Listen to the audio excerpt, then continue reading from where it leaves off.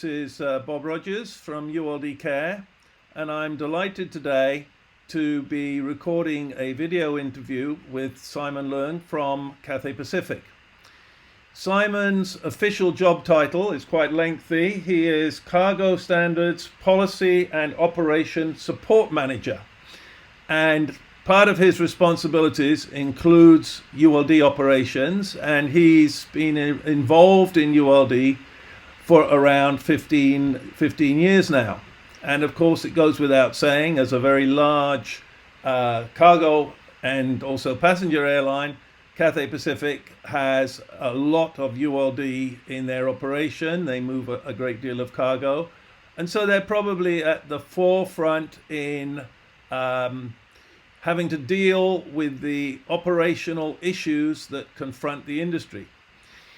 So a few years ago, and I keep a close contact with Cathay Pacific as I happen to also live in Hong Kong, I started a conversation with them around the whole issue of charging demurrage for late return of ULD equipment from freight forwarders. And I'm delighted to say that over the subsequent years, we've kept in close contact, and Cathay Pacific has gone ahead and built their own platform and launched it, and are now in the process of using it. And so the purpose of this interview is to hopefully be able to hear from let's say the horse's mouth, Cathay Pacific, Simon in particular, how this has come to pass and how well it's worked. So Simon, maybe I can lead off with my first question. First of all, thank you very much for participating in this process. I think it will be of considerable value to the industry.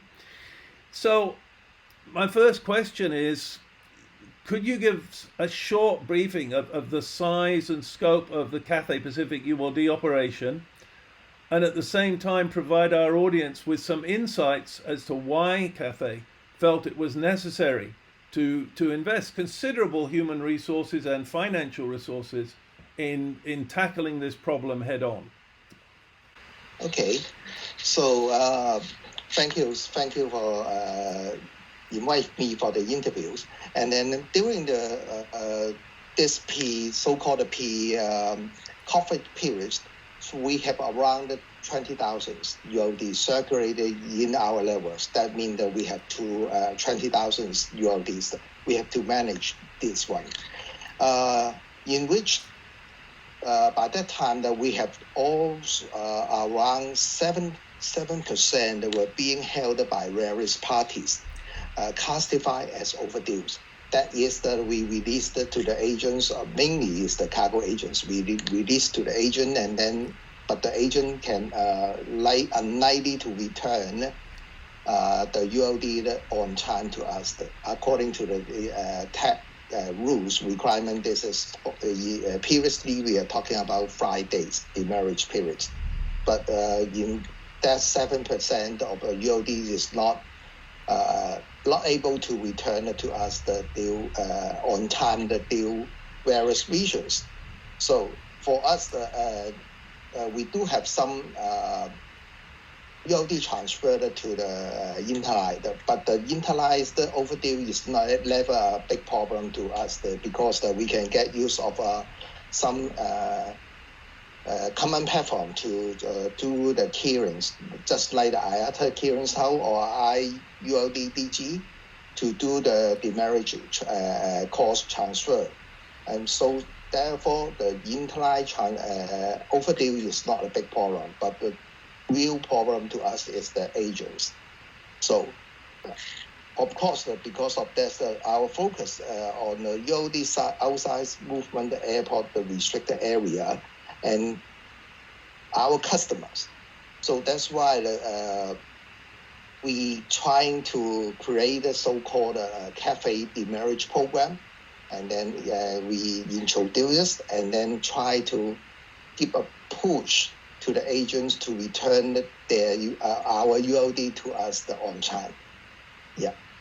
Okay, well, that's very clear. And I mean that I can see where you were coming from. So you then decided to set up a program which, if I understand correctly, included using blockchain technology, which of course is very interesting.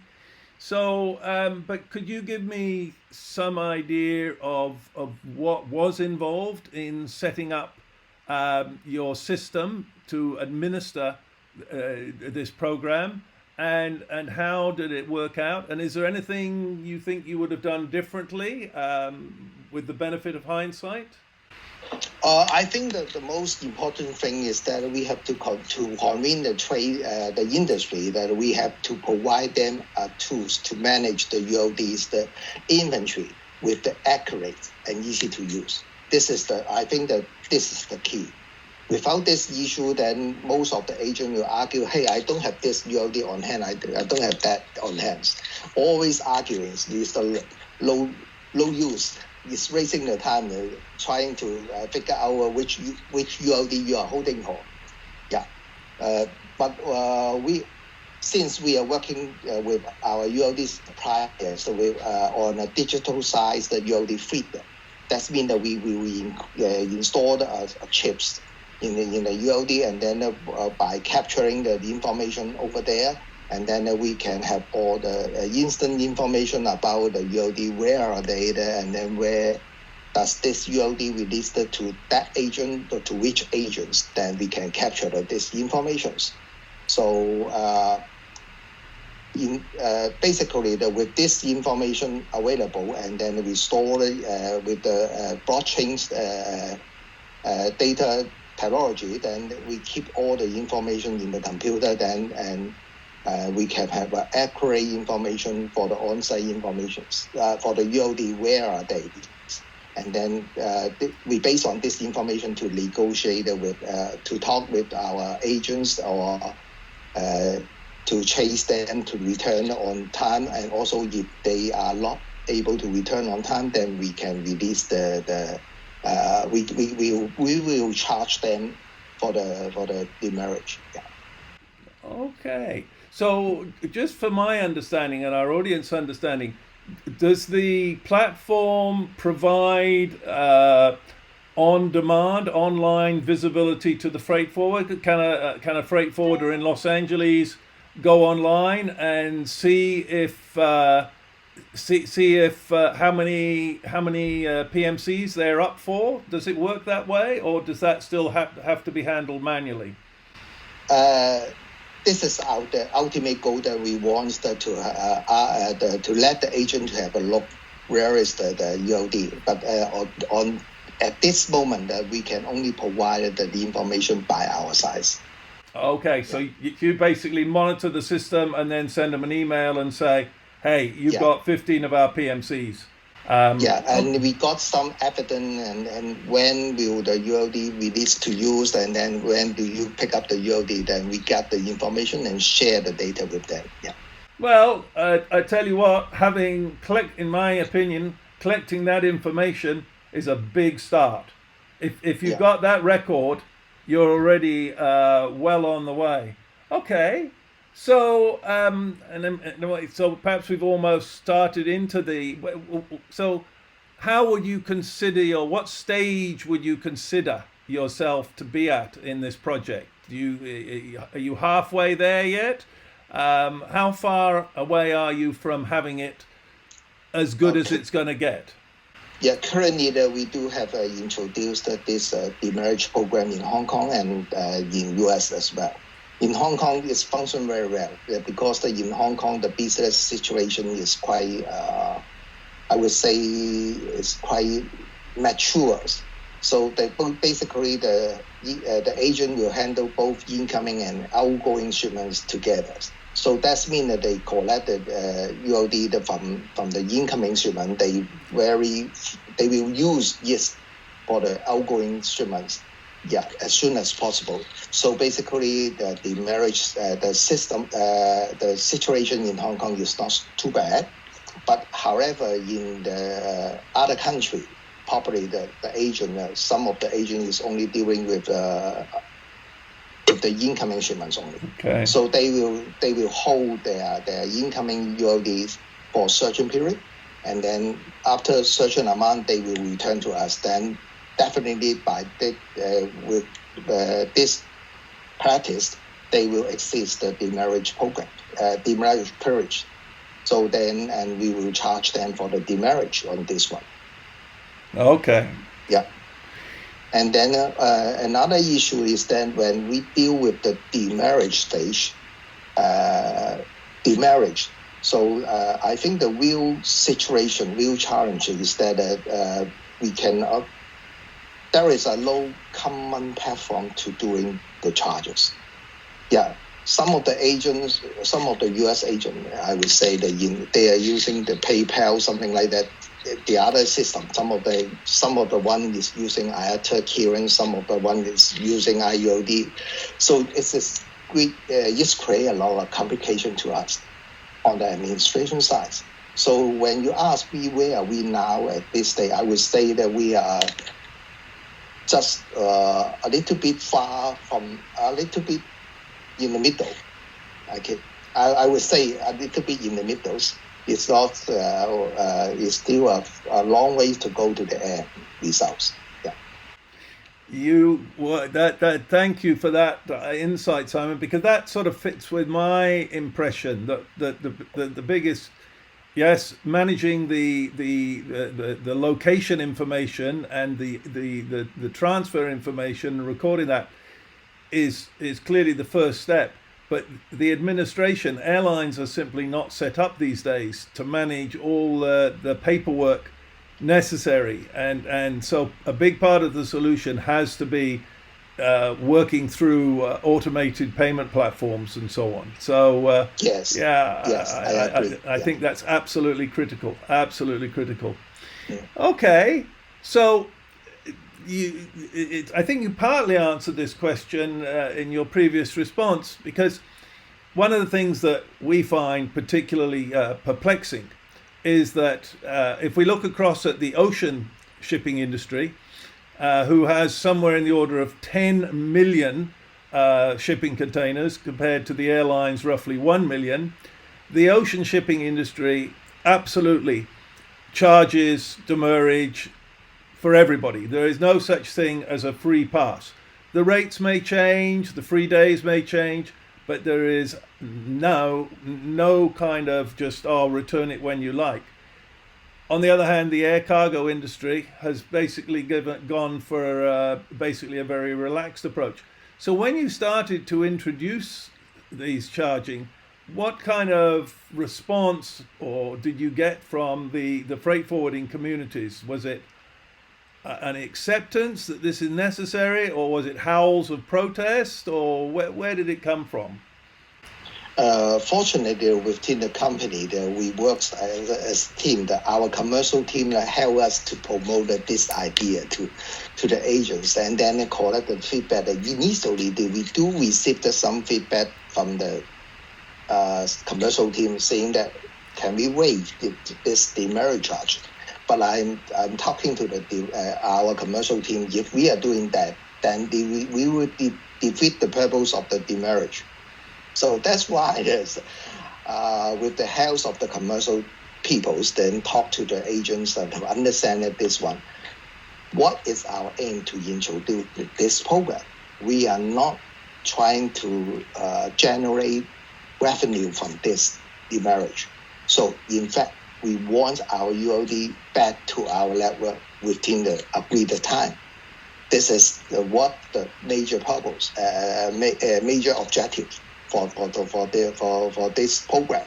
So basically, with the assistance from our commercial team to talk to the sales, to the agents, so there are not too much resistant voice from, I would say, resistant voice from agents. Yeah, that I received. Even though in the U.S. They do agree that this is their obligations to return to the ULD to the carrier within the agreed time. Yeah. Wow, that's music to my ears, Simon, because so often all the research we've done into this whole project indicates that most of the pushback against having these charges does come from the cargo sales folks who don't want to put any kind of penalty on their customers. But I think it's fantastic that you've gotten this support from your commercial sales people, and I hope that can be an inspiration to other airlines around the world, because this is a global problem. This is not just for one airline. This is a problem that needs to be solved across the whole industry.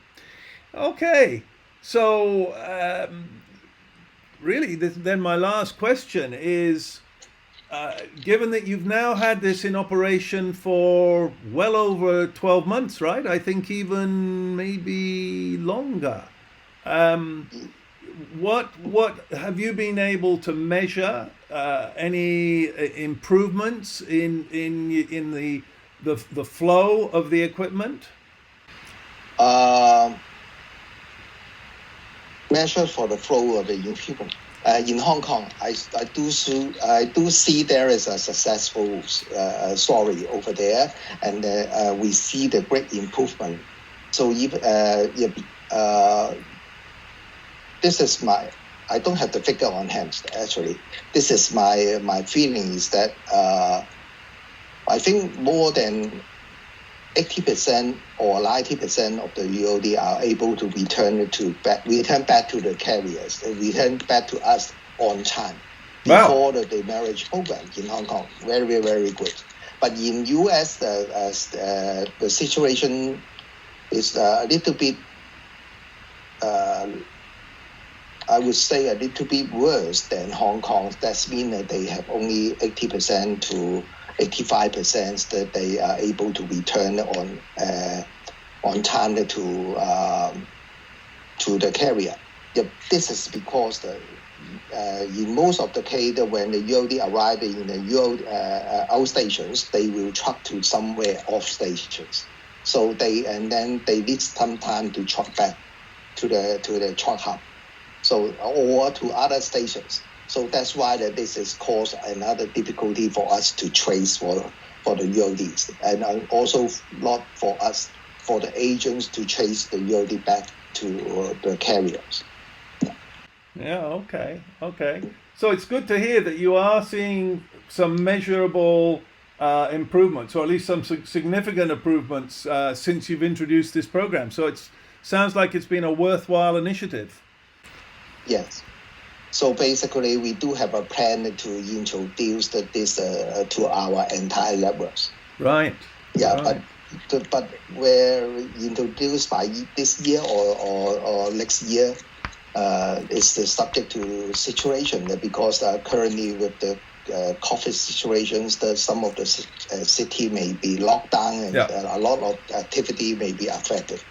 So we have to think about this one. Yeah. Yeah, and I completely agree. I mean, in all our planning for doing this on an industry-wide basis, we recognize, and in fact, when we talk to the shipping companies, we also find, for instance, in some of the ports in Africa, where there are well-known delays in customs, they will always give some extra free days to the consignees, so to take into account. There is no one charge or one free days that fits all. There's got to be the ability to be flexible. Nobody's trying to beat the forwarders to death, but on the other hand, without any kind of system, this becomes a never-ending problem. So yeah, Simon, really, thank you very, very much for sharing this with us. It's that's really great to hear from, shall we say, the horse's mouth, from an organization that has actually taken this on, and taken it on, from what I hear, very effectively. I think this will be of great value to the rest of the industry. Is there anything you'd like to sort of say as perhaps to the rest of the industry? Would you recommend that they go down this route? Yeah, I do believe that all the carriers are very concerned about the inventory of the ULD. Without ULD, we cannot make the business. Yeah. So the ULD is critical to us. And then how can we get work together with our customer to ensure the ULD is keep on moving. It's not stuck in somewhere. This is the crucial point. Yeah. Yeah. So let's work together to keep the ULD moving instead of stuck in somewhere. This is not what we want. Yeah. Simon, I couldn't have said it better myself.